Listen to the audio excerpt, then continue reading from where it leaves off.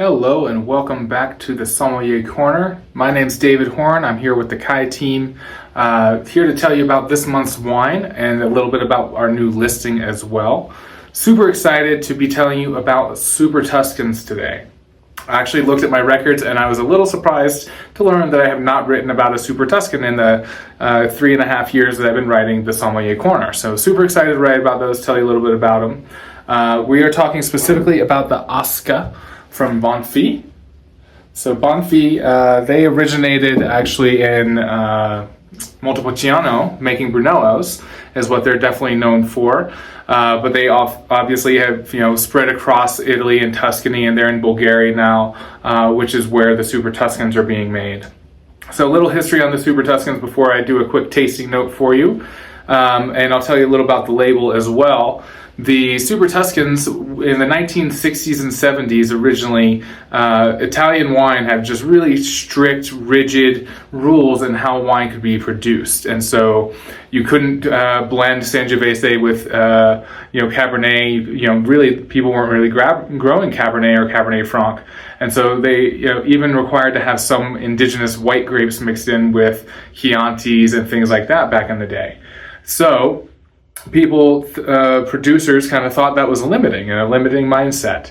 And they decided to go ahead and plant some international varieties in the sense of Bordeaux, right? So Cabernet Sauvignon, Cabernet Franc, Merlot, Petit Verdot, Carmener, which they don't really do that there, but that's one of them. And which one I'm forgetting? Petit Syrah, that's what I'm forgetting.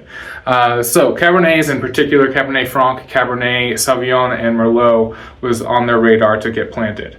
So they went down to the Bolgheri coast. The coastline has tons of gravel, some sand, and clay, very much like the Bordeaux region of France.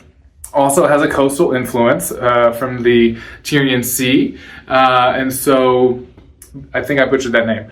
But anyhow, and so they have a lot of different things in common. They're like, this is a great area to grow these types of varieties. So they did.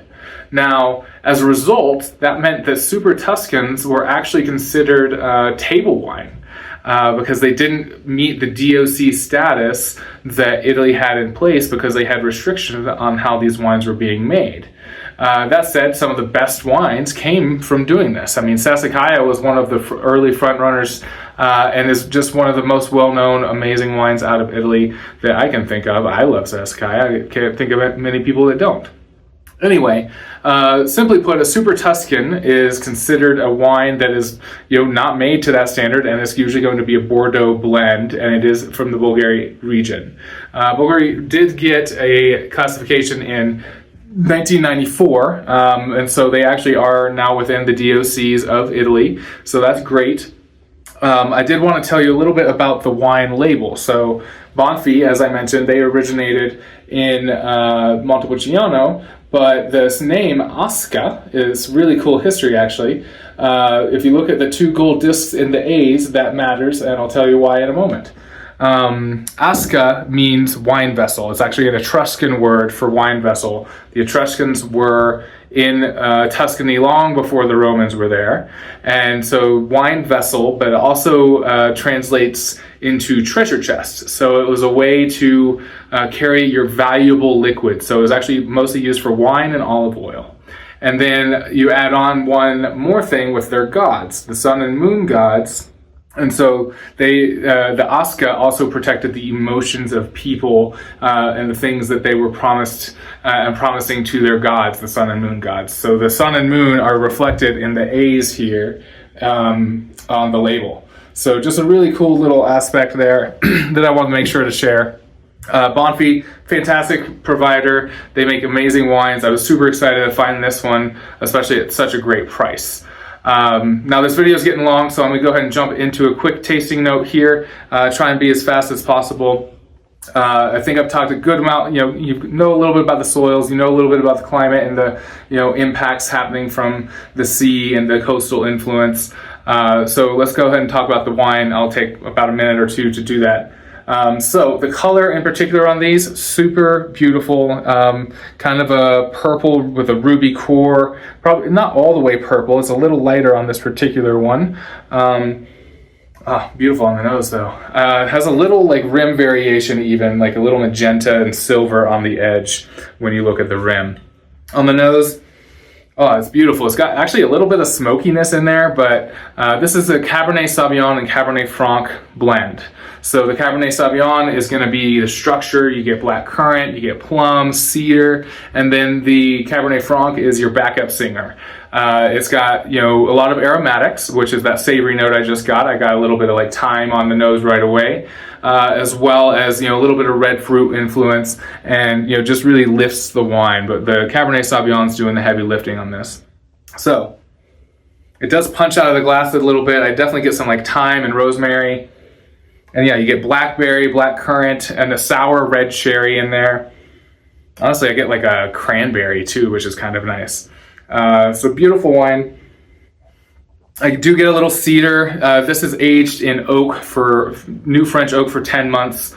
And so, you know, you do get some oak influences, a little bit of vanilla on the back end, but it kind of is just like sweetening the black currant and the plum. It's very well integrated on this. 2022 was an interesting vintage where it started out really dry, had rain right when you really wanted it, and the grapes ended up ripening perfectly when no one was really sure if they were going to. Let's go ahead and move on to the palate really quickly, and I'll close this up.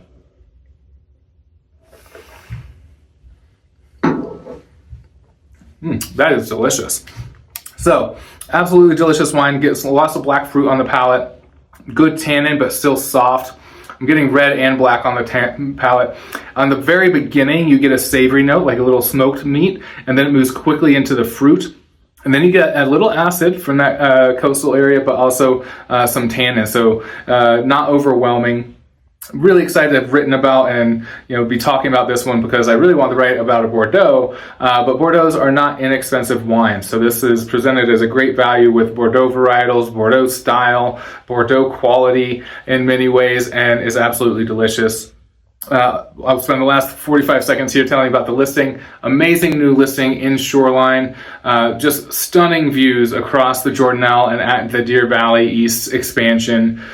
You can see everything all the way down to the southern tip of the Jordanelle and all the way to the north. Is absolutely phenomenal. The home itself used to be a model in the phase 1 of Shoreline, so tons of upgrades throughout. Some of my favorites include the additional bathroom's huge. People have been really appreciating that. But also the tri-door with the screens that pull all the way across. And then the owners did a great job with adding some storage above the garage as well that most of these other homes don't have. So those are just the cliff notes, but this home is amazing. If you want to see it, reach out to me, Jeff, or Nikki. Talk to you soon.